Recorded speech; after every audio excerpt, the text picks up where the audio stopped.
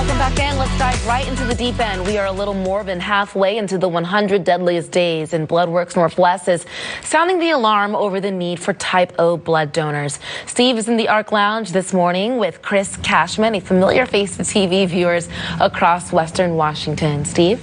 We know you. Yeah. Yeah, you've been around a little while. Thanks for squeezing another Cashman on the ARC. Of course, why not? Yeah. More Cashman, the better, right? Thank you. Ned, thanks for having me back, especially during summer. Yeah. This is that sort of good news, bad news part of the year, right? I mean, it is.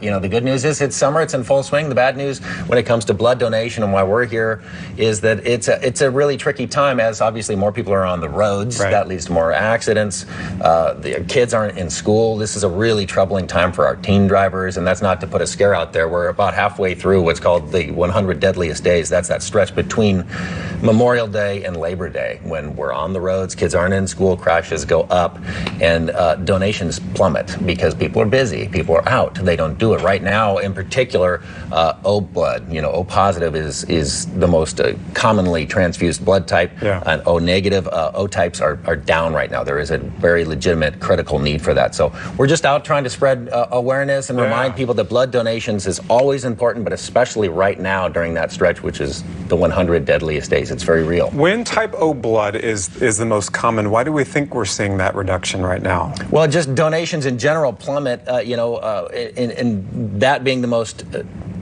common blood type for transfusions is complicated because when you think of blood donations, people think of emergencies, accidents, and those happen every single day. But you don't think about things like your friends who maybe are going through cancer treatment, or somebody who's getting ready to have a baby. Even if you're going to go through a C-section, they're going to want you to have some blood on hand. And so, people who maybe have that O positive or O negative, which is the most rare blood type, they are in need, and they like to have anywhere like a week's supply at our local hospitals. And sometimes it's like right now down to like less than 24 hours. I was going to say, what does that mean? When sometimes we'll hear, we're at a critical need for blood donations right now. What does that essentially mean to those folks that are either relying on those emergency situations or maybe one of those surgeries? Yeah, I mean, not too long ago, I was sitting in your seat, and I would know from the news and information side, you would hear, hey, there's a critical need for blood, and it seems like everything else, you go, okay, there's a need.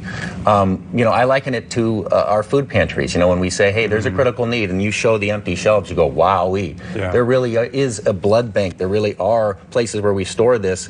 BloodWorks supplies 90% of our local hospitals. So if they don't have the blood there, and people come in an emergency, that's a problem. If they come in because they're going to have a baby, if they need a transfusion because they're going through cancer treatment or chemo, and they don't have it. So that's very real, and that's why we just wrapped up this 1,000 thank yous campaign, which you were nice enough to have us on to talk about before, because that is the crystallized number. 1,000 donors every single day need to show up so that we can meet the demand at these hospitals. And with this CrowdStrike outage we just had, to bring it full circle to the news, that's one of those things you wouldn't have thought about when we're all going, why is my email not working? My flight's been delayed. Hundreds and hundreds of blood donation appointments got wiped out because of that. And that's just one of those roadblocks that we need to step over here to get our supplies back up. And that obviously elevates the need even more. Absolutely. So what are you guys doing otherwise to sort of get, obviously being on the show today helps with getting the word out. Well, and you're a blood donor, street cred.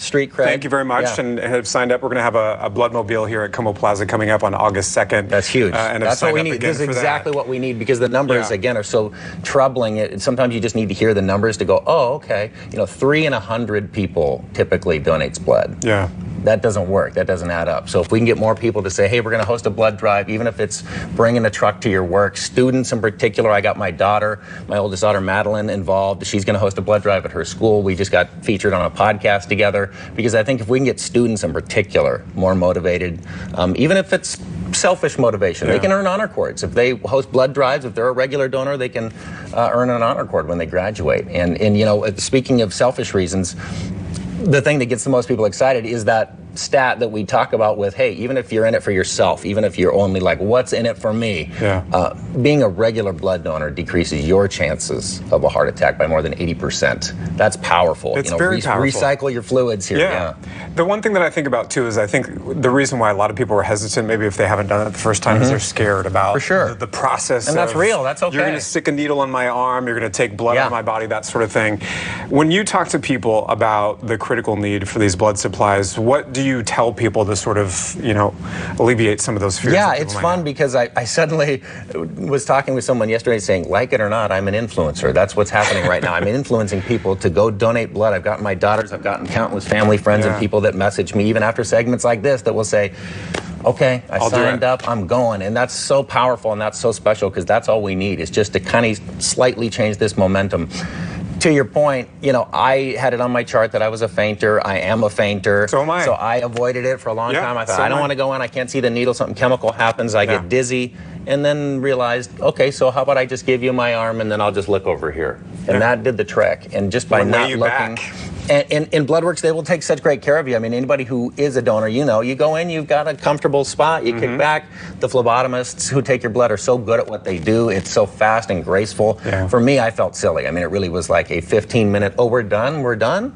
And then I'm over having juice and cookies and recouping for a few minutes. And in one case, recording a podcast with my daughter talking about getting more donors involved. And so, again, the good news, bad news is it's summer. This is when we all get excited right here in Seattle. Seafair season. This is so fun. But there's a very troubling reality in that we are halfway through the 100 deadliest days, and this is when donations go down, accidents go up, and we just need people to think about donating blood. Absolutely. And the one thing I think about, too, after you are done with donating blood is you potentially just saved a life. Well, and for people who care about where their blood's going, that's powerful, too, because this is local. The blood that you donate through Bloodworks Northwest is going to stay right here. And so, yes, it might be a neighbor. It might be someone down the street. It might be a schoolmate, somebody who is in desperate need of your blood. Can't probably thank you in person, but that's pretty powerful to know that little appointment you made is going to save a life or even just extend one. Absolutely. Chris, thanks for your time and thanks for spreading the message. And if you can, please make that appointment to sign up through Bloodworks Northwest. Tyra? Yeah, the need is great. Thank you so much. And Steve, I know after you donated blood